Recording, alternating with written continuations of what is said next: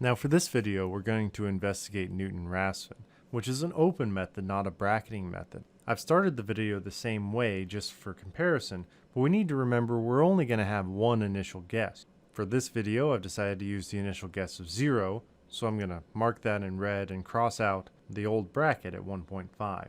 Now with Newton-Raphson, we have access to an analytical derivative, so the first thing we need to do is evaluate that analytical derivative and use it to draw a line through our initial guess. We're going to ride that line down to the x-axis to find our next guess.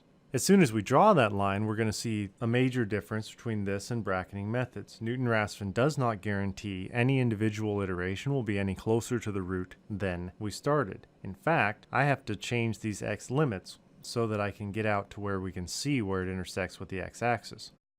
So here we are over at 1.75 or so, which, we'll note, is easily 1 away when we started at 0.75 away.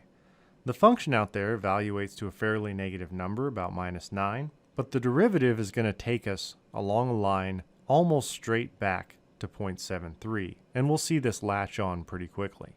Here we evaluate the function again, finding a small negative number, and the analytical derivative is going to take us very close to 0.73. We're down at 0.73094.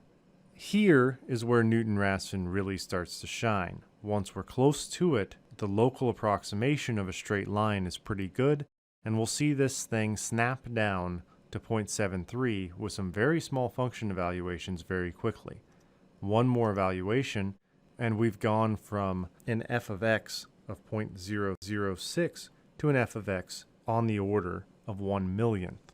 One more function evaluation, and we have gone to truly small f of x values. After that point, we get down to roughly machine precision, and we'll see that we can bounce around a little bit between a couple of values. We're really down there. We know what the root is to at least a fair number of decimal points with respect to the x value.